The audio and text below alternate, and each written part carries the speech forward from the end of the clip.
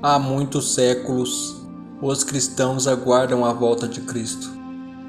Ela é a culminação das nossas esperanças, e não apenas das nossas, mas das esperanças dos fiéis ao longo da história.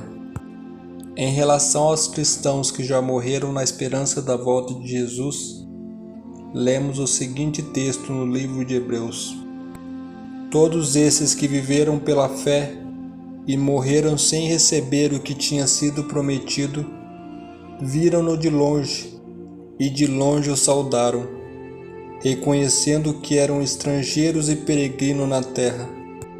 Os que assim falam mostram que estão buscando uma pátria. Se estivessem buscando aquela de onde saíram, teriam oportunidade de voltar. Em vez disso, esperavam eles uma pátria melhor, isto é, a pátria celestial. Por essa razão, Deus não se envergonha de ser chamado o Deus deles, e lhes preparou uma cidade. Hebreus capítulo 11, verso 13 a 16. Esses versos não teriam sentido se a versão popular da morte fosse verdadeira. Do que trata a passagem bíblica ao dizer que estas pessoas não obtiveram as promessas? De modo equivocado, muitos pensam que após a morte, os fiéis estão supostamente no céu com Jesus, desfrutando da promessa. Porém, há uma ironia nessa versão, porque muitas vezes, quando alguém morre, ouvimos: que descanse em paz. Mas o que está acontecendo? As pessoas estão descansando em paz ou estão no céu fazendo o que deveriam fazer lá, talvez observando a vida aqui na terra? Para responder a esta pergunta, é preciso conhecer o verdadeiro significado da morte. Quando Lázaro foi dado como morto, Jesus disse: Nosso amigo Lázaro adormeceu, mas eu vou até lá para acordá-lo. Seus discípulos responderam: Senhor, se ele dorme, vai demorar. Jesus tinha falado de sua morte, mas os seus discípulos pensaram que ele estava falando simplesmente do sono. Então lhes disse claramente: Lázaro morreu. João capítulo 11, verso 11 a 14. No relato no livro de Gênesis, capítulo 2, verso 7, fala que o homem foi formado do pó da terra, juntamente com o fôlego de vida de Deus. Nisso consiste que o homem não possui uma alma, mas sim, ele passa a ser uma alma vivente. Cada um de nós tem um corpo e uma mente racional. Enquanto continuamos a respirar, seremos seres vivos, ou seja, uma alma vivente. Na morte, reverte-se o processo criativo de Deus, descrito em Gênesis 2:7.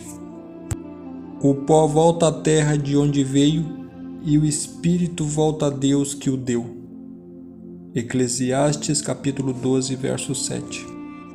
A Bíblia frequentemente usa a palavra hebraica para fôlego e espírito alternadamente, ora fôlego, ora espírito. Quando as pessoas morrem, o corpo se torna pó, e o espírito, ou seja, o fôlego de vida, retorna para Deus que foi a sua fonte. A morte é a cessação da vida. O corpo se desintegra e se torna pó, e o fôlego volta para Deus. Somos uma alma com vida, mas na morte nos tornamos apenas um cadáver, uma alma morta, um ser morto. Logo, os mortos não estão conscientes. Quando Deus toma para si o fôlego de vida que Ele nos deu, nossa alma morre. E segundo o relato de Jesus em relação à morte, referindo-se a Lázaro, o ser humano quando morre ele entra no sono da morte. A morte é como um sono sem sonho. Na verdade, a Bíblia chama a morte de sono em 54 vezes. Na visão humana, Lázaro já estava morto, mas na visão de Jesus, Lázaro estava apenas adormecido. Assim, a morte sendo como um sono, a ideia da frase "descanse em paz" é a verdade sobre o que acontece com a morte. Não é mesmo? Para o cristão, a morte é apenas um sono, um período de silêncio e escuridão. A vida está escondida com Cristo em Deus, e quando Cristo, que é a nossa vida, se manifestar, então vós também serei manifestado com Ele em glória.